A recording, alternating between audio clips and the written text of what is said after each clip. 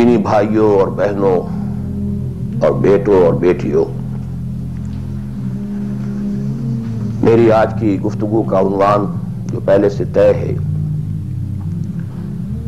نجات کی راہ۔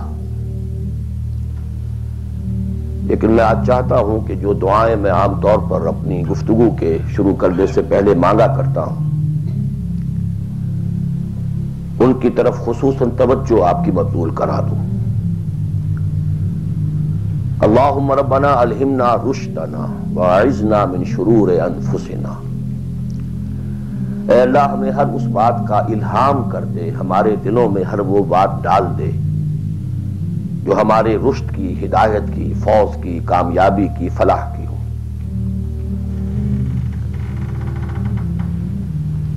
اللہم ارنا الحق حقا وارزقنا اتباعہ۔ اے اللہ ہمیں حق کو حق دکھا، ہم اس میں دھوکہ نہ کھا جائیں، مغالطے میں نہ مبتلا ہو جائیں، اور اسے قبول کرنے کی، اختیار کرنے کی ہمیں توفیق عطا فرما۔ محض حق کو سمجھ لینا کافی نہیں ہے، بلکہ الٹا نقصان دہ ہے اگر اسے اختیار کرنے کے لیے انسان تیار نہ ہو۔ اللہم ارنا الحق حقا وارزقنا اتباعہ وارنا الباطل باطلا وارزقنا اجتنابہ۔ ہمیں باطل کو باطل ہی دکھا، ایسا نہ ہو کہ ہم غلطی سے باطل کو حق سمجھ بیٹھیں، اور اے اللہ ہمیں اس باطل سے اجتناب کرنے کی، اس سے بچنے کی ہمت عطا فرما۔ اللہم وفقنا لما تحب و ترضی، اور اے اللہ ہمیں ہر اس کام کی توفیق عطا فرما جو تجھے پسند ہے اور جن سے تو راضی ہوتا ہے۔ یہ دعائیں آپ میں سے ہر شخص اچھی طرح شعوری طور پر اس وقت اپنے دل میں مانگ لیں اور پھر میری گفتگو کو سماعت فرمائیں۔ نجات کا لفظ جو میں نے استعمال کیا ہے وہ ان کئی الفاظ میں سے سب سے نچلی سطح کا لفظ ہے جنہیں قرآن مجید کامیابی کے لیے استعمال کرتا ہے۔ بہت سے الفاظ آپ نے سنے ہوں گے، فوز، اولئک هم الفائزون، وہ کامیاب لوگ ہیں۔ رشد، اولئک هم الراشدون، وہ لوگ ہیں کہ جو بڑے نصیب والے ہیں۔ فلاح، اولئک هم المفلحون، وہ ہیں اصل میں کہ جنہوں نے بلند ترین کامیابی حاصل کر لی۔ سعادت، فَأَمَّا الَّذِينَ سُعِدُوا، ان میں سب سے نیچے کا لفظ ہے نجات۔ نجات سے اوپر ہے فوز، فوز سے اوپر ہے فلاح۔ یہ اس کی ہائر ڈگریز ہیں، جیسے کامیابی امتحانات میں ایک محض پاس ہو جانا ہے اور ایک اس میں اے گریڈز لے کر آنا ہے، یا ہمارے ہاں وہ ڈویژن شمار ہوتے ہیں، فرسٹ ڈویژن ہے، سیکنڈ ڈویژن ہے، تو یہ کئی اصطلاحات ہیں۔ فوز، فلاح، رشد، سعادت، سب سے کم سب سے نیچے، سب سے کم نجات۔ وَمَالِي أَدْعُوكُمْ إِلَى النَّجَاةِ وَتَدْعُونَنِي إِلَى النَّارِ۔ تو کم سے کم جو کامیابی کی شرائط اسلام میں ہیں، آج ہمیں ان پر گفتگو کرنی ہے۔ اللہ تعالی ہمیں اس سے اوپر بڑھنے کی توفیق دے، رشد اور فوز اور فلاح کی منزلوں سے ہم کنار فرمائے۔ لیکن ظاہر بات ہے کہ یہ تمام منزلیں بعد میں ہیں، پہلے کامیابی تو ہو۔ جہاں تک اس نجات کی راہ کا تعلق ہے، اس کے موضوع پر چونکہ قرآن مجید کی جامع ترین سورت جو اس لیول پر گفتگو کرتی ہے اور جامع ترین ہے، وہ سورۃ العصر ہے۔ والعصر ان الانسان لفی خسر الا الذین آمنوا وعملوا الصالحات وتواصوا بالحق وتواصوا بالصبر۔ ثابت ہوا یہ بیس لائن ہے، اس سے نیچے تو نجات ہی نہیں ہے، وہ تو خسران ہے، ناکامی ہے، یہ بیس لائن ہے۔ اسی لیے میرا جو کتاب چاہے نجات کی راہ سورۃ العصر کی روشنی میں، the road to salvation in the light of سورۃ العصر، اردو میں بھی ہے، انگریزی میں بھی ہے۔ تو جیسا کہ میں نے بتایا تھا اپنی ترجمہ قرآن کے نشستوں میں کہ میں نے اسی سورۃ العصر پر بیس کر کے ایک منتخب نصاب قرآن مجید کے مطالعے کا سلیکٹڈ کورس آف اسٹڈی یہ مرتب کیا، جس میں آم کی گٹھلی جس طریقے سے وہ شے ہے جس سے پورا آم کا درخت وجود میں آ جاتا ہے، ایسے ہی سورۃ العصر ہے جس سے پورا قرآن جو ہے کھلتا چلا جاتا ہے۔ کتاب احکمت آیاتہ ثم فصلت من لدن حکیم خبیر، کل قرآن سورۃ العصر میں ہے۔ اس پر میرے آڈیوز ہیں، ویڈیوز ہیں، پورا منتخب نصاب بھی سمجھیے سورۃ العصر کی تفسیر ہے۔ بہرحال اس موضوع پر میں نے گزشتہ 35 سالوں میں لا تعداد مرتبہ گفتگو کی، لیکن آج میں ذرا ایک مختلف زاویے سے، مختلف اسلوب میں، باتیں وہی، حق تو ایک ہے، جہنم ایک ہی ہوگی، اس کے اندر داخلے کے دروازے لہا سبعۃ ابواب، جنت ہے اس سے داخلے کے دروازے مختلف ہیں، حق ایک ہے، لیکن اپروچ اس تک جانے کے لیے راستے ہیں بہت سے۔ تو میں آج ذرا ایک مختلف اسلوب سے وہی باتیں آپ کے سامنے دہراؤں گا۔ مختلف اسلوب کا فائدہ ہوتا ہے، جس بات کو انسان ایک خاص انداز سے سنتے رہنے کا عادی ہو جائے پھر اس پر توجہ نہیں کرتا۔ بہت مرتبہ سنی ہے یہی بات ہے، لیکن ذرا سا اسلوب بدل دیجئے تو ذہن جو ہے وہ بیدار ہو جاتے ہیں اور ایک نئی آمادگی پیدا ہو جاتی ہے بات کو سمجھنے کے لیے۔ اسی لیے وہ بڑا پیارا مصرع ہے کہ ایک پھول کا مضمون ہو تو 100 رنگ سے باندھو۔ بات تو ایک ہی پھول کو ڈسکرائب کرنا ہے، لیکن اس کو اس طرح سے کروں، اس طرح سے کروں، ایسے کروں، اور اسی کو قرآن مجید نے استعمال کیا۔ یہ اصل اسلوب قرآن کا ہے، کذالک نصرف الآیات، تصریف الآیات، آیات کو گردش دینا۔ ایک آیت میں ایک مضمون پہلے ہے، دوسرا بعد میں ہے، دوسری آیت میں دوسرا مضمون جو ہے وہ پہلے آ گیا ہے اور پہلا جو ہے وہ بعد میں لے آئے۔ یا ایھا الذین آمنوا کونوا قوامین بالقسط شہداء للہ، یہ سورہ نساء میں ہے۔ یا ایھا الذین آمنوا کونوا قوامین للہ شہداء بالقسط، یہ آپ کو سورہ مائدہ میں مل جائے گا۔ لیکون الرسول شہیدا علیکم وتکونوا شہداء علی الناس، یہ سورہ حج میں ہے۔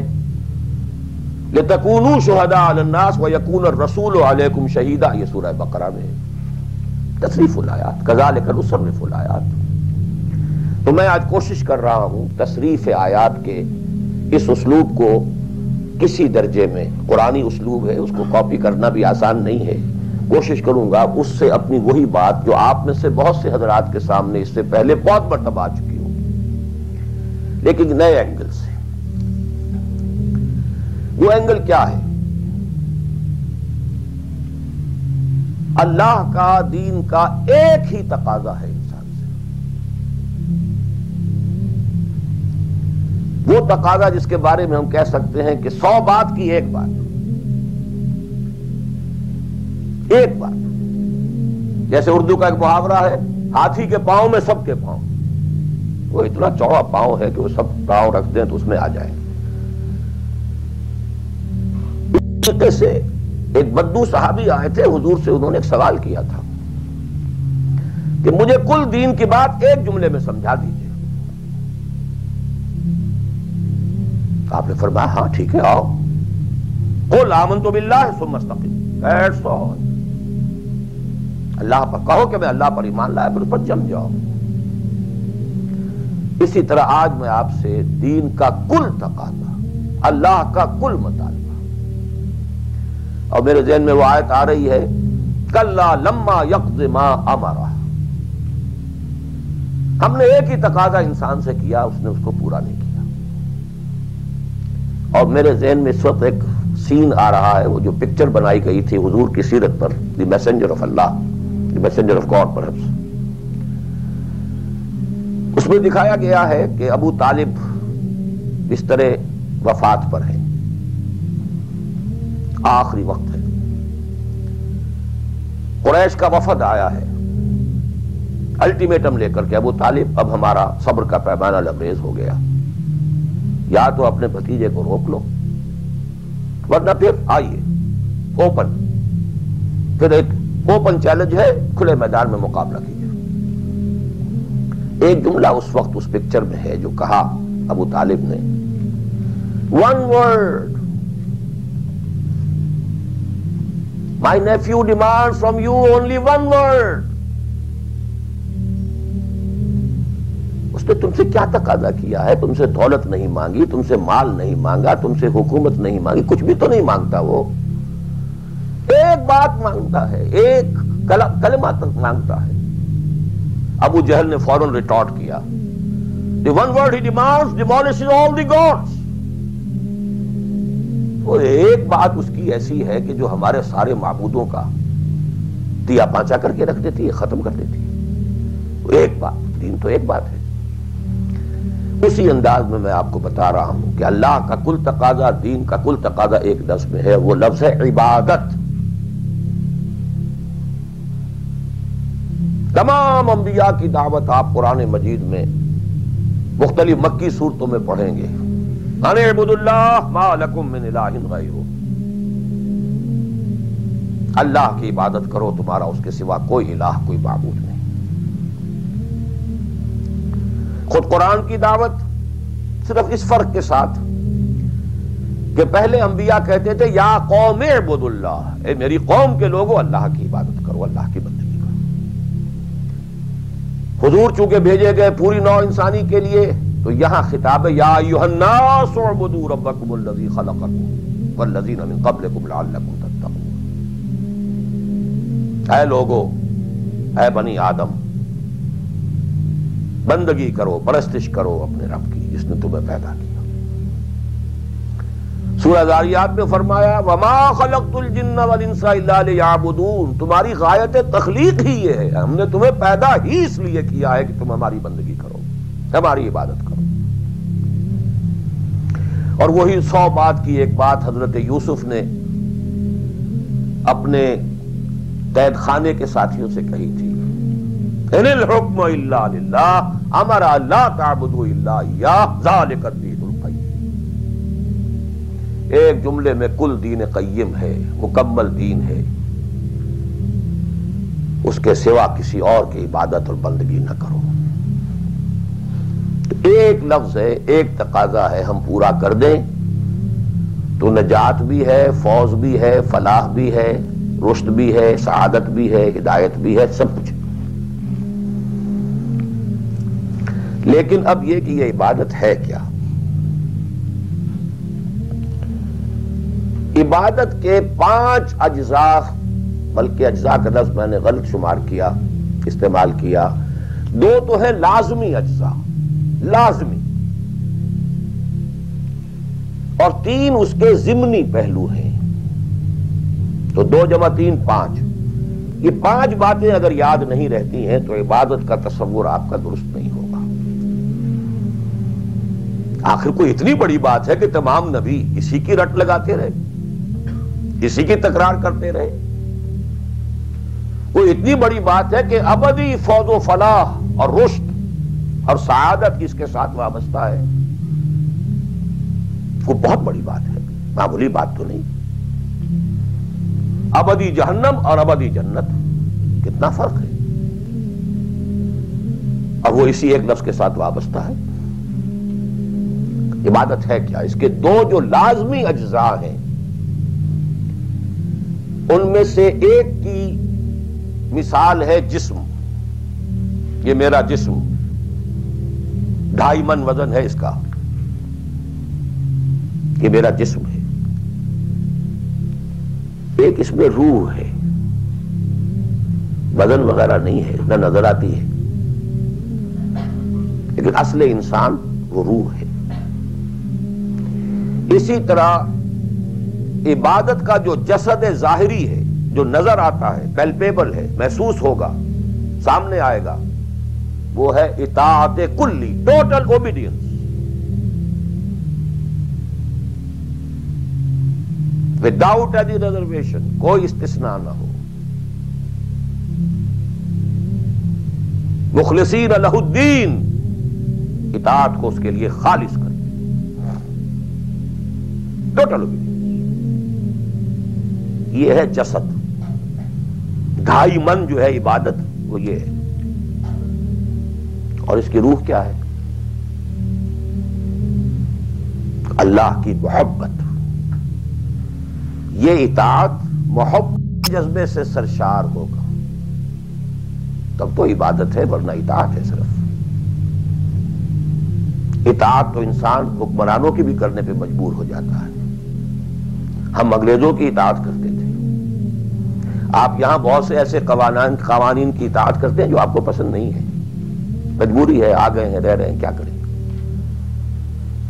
لیکن جب آؤٹ آف لو، انٹینس لو، جب کسی کی ٹوٹل اوبیڈینس قبول کی جائے گی تو یہ عبادت ہے۔ یہ 2 ہے اجزائے لازم۔ اس کو بڑی خوبصورتی سے امام ابن تیمیہ اور حافظ ابن قیم انہوں نے بیان کیا ہے۔ العبادت تجمع اصلین، غایت الحب مع غایت الذل والخضوع۔ 2 چیزیں جمع ہوتی ہیں تو عبادت پوری ہوتی، انتہا درجے کی محبت اور انتہا درجے کی عاجزی اور اطاعت اور سرفگندگی کسی کے سامنے۔ یہ دونوں چیزیں اطاعت کے لازمی اجزاء ہیں عبادت کی۔ اور ان دونوں کے بارے میں ایک بات اور نوٹ کیجئے، ان دونوں کے اعتبار سے اللہ اور اس کا رسول بریکٹڈ ہیں، ساتھ جڑے ہوئے، اس لیے کہ اللہ کی اطاعت رسول کی اطاعت کے ذریعے۔ وَمَا أَرْسَلْنَا مِن رَّسُولٍ إِلَّا لِيُطَاعَ بِإِذْنِ اللَّهِ وَمَن يُطِعِ الرَّسُولَ فَقَدْ أَطَاعَ اللَّهَ۔ وہ ریپرزنٹیٹیو ہے، وہ نمائندہ ہے اللہ کا، لہذا اللہ کی اطاعت، اطیعوا اللہ واطیعوا الرسول۔ اطاعت میں یہ دونوں بریکٹڈ ہیں۔ یہی وجہ ہے کہ قانون اسلامی کی مستقل سورسز جو ہیں وہ یہی 2 ہیں، اللہ کی کتاب اور اس کے رسول کی سنت۔ اسی طرح محبت میں بھی دونوں بریکٹڈ ہیں۔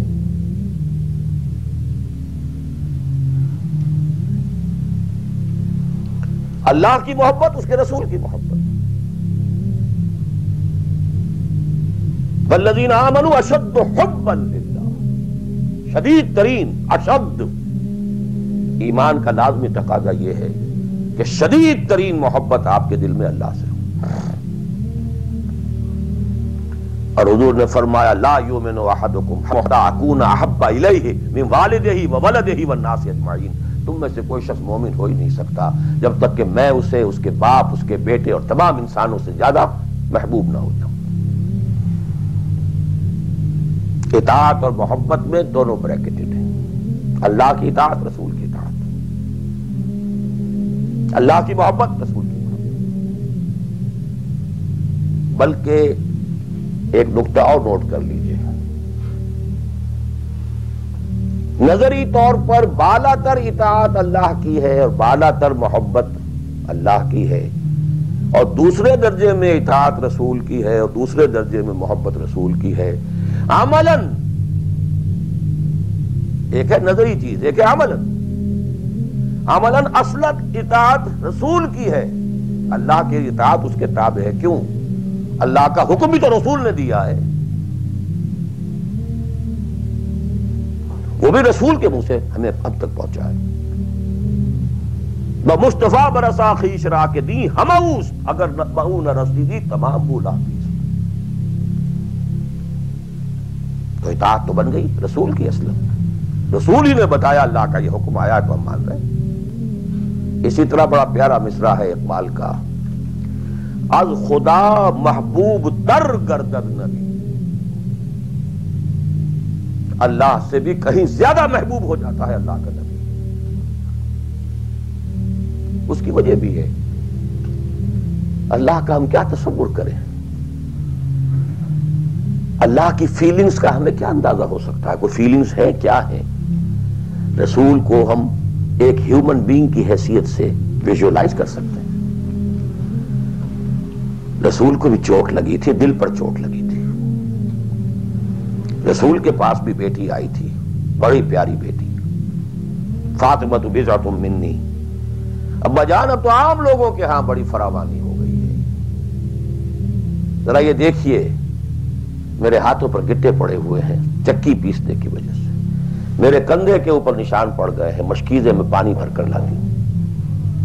مجھے بھی کوئی کنیز کوئی غلام عنایت ہو جائے. ہم پوری طرح ویژوائز کر سکتے ہیں کیا فیلنگ ہوگی محمد کی اسوہ صلی اللہ علیہ وسلم. تو ہم ویژوائز کر سکتے ہیں نا کہ کیا کلیجہ اللہ نے دیا تھا کہ فرمایا بیٹی نہیں یہ چیزیں ہمارے لیے نہیں, تمہیں میں اس سے بہتر چیز دیتا ہوں. 33 مرتبہ سبحان اللہ, 33 مرتبہ الحمدللہ, 33 مرتبہ اللہ اکبر ہر نماز کے بعد کہہ لیا کر. یہ کہیں زیادہ بڑی قیمتی شے. ہم محسوس کر سکتے ہیں کہ رسول کے دل پر کیا بیتی تھی جب حضرت حمزہ کی اعضا بریدہ لاش سامنے آئی ہے کہ ناک کٹی ہوئی ہے, کان کٹے ہوئے, پیٹ چاک ہے, کلیجہ باہر نکلا ہوا, اسے چبایا گیا. But what is feelings? اور کیا پہاڑ جیسا دل اللہ نے دیا تھا, کیسے جبر کیا ہے, کیسے صبر کیا ہے. اگرچہ ایک وقت میں آ کر بات ظاہر ہو گئی جب مدینے میں واپس پہنچے ہیں اور انصار کے گھروں سے عورتوں کے بین کرنے کی, ماتم کرنے کی آوازیں آئیں تو الفاظ نکل گئے اما حمزہ تو فلا بواکی لہو, ہائے حمزہ کے لیے تو کوئی رونے والی بھی نہیں. حمزہ مہاجر ہے یہاں, حمزہ کا کون رشتہ دار, کون عورتیں رشتہ دار ہیں اس کے جو اس کا ماتم کریں گی. ہاں مکے میں ہوتا حمزہ عبد المطلب کا بیٹا اور یہ حادثہ ہوا ہوتا تو پورے مکے میں کوہرام ہوتا. آخر فیلنگز تھے کہ نہیں. اس لیے از خدا محبوب در گردن لگی. بہرحال یہ دو چیزیں میں نہیں چاہتا کہ بات زیادہ دور نکلے, کلیئر کٹ ہمیں آگے چلنا ہے. ایک تقاضا 100 بات کی ایک بات, عبادت کرو خالصتاً اللہ کی. عبادت کے 2 اجزاء لازم, اطاعت کلی absolute obedience, total obedience without any reservation, without any exceptions, کوئی استثناءات نہ ہو. زندگی کا ہر گوشہ, زندگی کا ہر پہلو, ظاہری ہو, باطنی ہو, داخلی ہو, خارجی ہو, انفرادی ہو, اجتماعی ہو, عائلی ہو, قومی ہو, سیاسی ہو, ہر اعتبار سے اللہ کی اطاعت. اور یہ اطاعت ہو اللہ کی محبت کے جذبے سے سرشار ہو کر, اور ان دونوں چیزوں میں اللہ کے ساتھ نظری طور پر, ثانوی طور پر, عملاً اولاً محبت رسول اور اطاعت رسول شامل ہے. 3 چیزیں ضمنی ہیں, اور یہ ضمنی چیزیں ایکسکلوسیو اللہ کے لیے, خالص اللہ کے لیے, یہ رسول کے لیے نہیں. نمبر 1, تعظیم کے کچھ مظاہر ہیں. سجدہ کرنا, قنوت, تعظیماً کسی کے سامنے کھڑے ہونا, ہاتھ باندھ کر, کندھے جھکا کر, یہ قنوت کہلاتا ہے. کھڑے ہونا تعظیماً, جھکنا تعظیماً, جس میں رکوع بھی ہے سجدہ بھی ہے, مطلقاً حرام کسی کے لیے, یہ صرف اللہ. یہ مینیفیسٹیشنز ہیں اس کی, عبادت کا مظہر ہے. فَقُومُوا لِلَّهِ قَانِتِينَ, اللہ کے سامنے کھڑے رہا کرو, سجدہ کرو. یہ اللہ کے سوا کسی کے. نمبر 2, دعا صرف اللہ سے, نہ کسی نبی سے, نہ کسی رسول سے, نہ کسی فرشتے سے, نہ کسی اولیاء اللہ سے, نہ کسی بزرگ شخصیت سے, کسی سے نہیں. لا تدعو مع اللہ احدا, رسول سے بھی نہیں.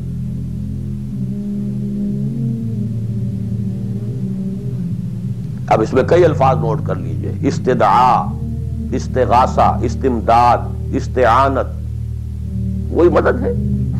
استنصار, صرف اللہ. ہاں مادی قوانین کے تحت فزیکل ورلڈ میں ہم مدد مانگ سکتے ہیں، ذرا مجھے ایک گلاس پانی لا دیجئے، مجھے ذرا یہ کر دیجئے، معلوم ہے پانی ہے، یہ جائے گا لے آئے گا. لیکن بالغیب مدد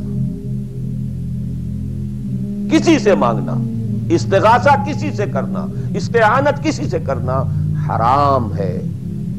عبادت کو زیرو سے ضرب دے کر زیرو کر دیتا. نمبر 3، اخلاص و احتساب، صرف اللہ. جو نیک کام کرے صرف اس کی خوشنودی کے لیے. یہاں تک کہ حضور کے سامنے ایک صحابی ایسے ہی محاورے میں رواں روی میں کہہ بیٹھے ما شاء اللہ و ما شئت، جو آپ چاہیں اور اللہ چاہے. فوراً ڈانٹ دیا اجعلتنی للہ ندن، تم نے مجھے اللہ کا مد مقابل بنا دیا. مشیت صرف اس کی. وما تشاءون الا ان یشاء اللہ. کوئی نیک کام سوائے اس کی رضا جوئی کے لیے اگر کسی اور کے لیے کیا گیا، ریا ہے، سمعہ ہے، دکھاوے کے لیے ہے، شہرت کے لیے ہے، دنیا کمانے کے لیے ہے، لیڈری چمکانے کے لیے ہے، اقتدار حاصل کرنے کے لیے ہے، کوئی بھی اور مقصد اگر شامل ہوا، زیرو سے ضرب کھا کر پوری عبادت زیرو ہو جائے گی. احتساب، بدلے کی توقع صرف اللہ سے. یہ لفظ آپ خاص طور پر سنتے رہے ہوں گے ان دنوں بہت. من صام رمضان ایمانا واحتسابا غفر له ما تقدم من ذنبه ومن قام رمضان ایمانا واحتسابا غفر له ما تقدم من ذنبه ومن قام ليلة القدر ایمانا واحتسابا. ایمان کے ساتھ احتساب کیوں آ رہا ہے؟ اس کا اجر و ثواب سوائے اللہ سے اور کسی سے توقع نہ. یہ 5 چیزیں ہیں. جہاں تک اطاعت کا تعلق ہے اس میں ایک ایکسیپشن نوٹ کر لیجیے. کہیں کسی وقت نسیان سے، خطا سے یا جذبات کے طوفان میں آ کر کوئی غلط حرکت کر بیٹھا، لیکن فوراً توبہ کر لیں. یہ مستثنیٰ ہے. میں نے 3 الفاظ کہے. خطا، آپ نہیں سمجھتے تھے کہ جو میں کرنے چلا ہوں یہ ڈس اوبیڈینس ہے، آپ کو پتہ ہی نہیں تھا، خطا ہو گئی. نسیان، بھول گئے. ایک وقت ایسا ہے کہ آدمی کے اوپر غفلت کا ایک پردہ پڑ جاتا ہے. حضور خود فرماتے انہ لا یغان علی قلبی وانی لاستغفر اللہ فی کل یوم 70 مرہ. میرے دل پر بھی کبھی کبھی حجاب سا آ جاتا ہے، میں روزانہ 70 مرتبہ استغفار کرتا ہوں. تو ہم اپنے حجابات پر حضور کے حجاب کو قیاس نہیں کر سکتے. نسبت خاک رہا عالم پاک، وہ کوئی اور شے ہے، یہ کچھ اور شے ہے. لیکن یہ کہ باہر پڑتا تو پڑتا ہے، اس میں کوئی غلط حرکت سرزد ہو گئی. یا نمبر 3، جذبات کا کوئی ہیجان تھا جس نے کہ اوور پاور کر دیا، انسان کی قوت ارادی کو معطل کر دیا، کوئی غلط حرکت سرزد ہو گئی. لیکن پھر توبہ فوراً. انما التوبۃ علی اللہ للذین یعملون السوء بجہالۃ ثم یتوبون من قریب. جیسے ہی طوفان گزرا فوراً مجھ پہ آیا، یہ مجھ سے کیا ہو گیا؟ لا الہ الا انت سبحانک انی کنت من الظالمین. ربنا ظلمنا انفسنا وان لم تغفر لنا وترحمنا لنکونن من الخاسرین وان لم تغفر لی وترحمنی لاکونن من الخاسرین. اب یہ دعا رہے، گڑ گڑا کر اللہ معاف کر دے. It will be written off. It will be expunged. محو کر دیا جائے. یکفر عنہ سیئاتہ، اس کے معنی یہی ہے. ہاں اس کے برعکس اگر ایک گناہ بھی جان بوجھ کر مستقلاً کرتے رہے، ایک، باقی ساری 99% عبادت ہو رہی ہے، ایک حرام شے کو اپنے لیے حلال ٹھہرا لیا، شعوری طور پر، ارادی طور پر، مداومت کے ساتھ اس کے اوپر ڈیرے جما لیے، وہ ایک گناہ جو ہے وہ پوری عبادت کو زیرو سے ضرب دے کر زیرو کر دے گا، اور خلود فی النار، آگ میں ہمیشہ رہنے کی وعید. بلا من کسب سیئۃ واحاطت بہ خطیئتہ فاولئک اصحاب النار هم فیہا خالدون.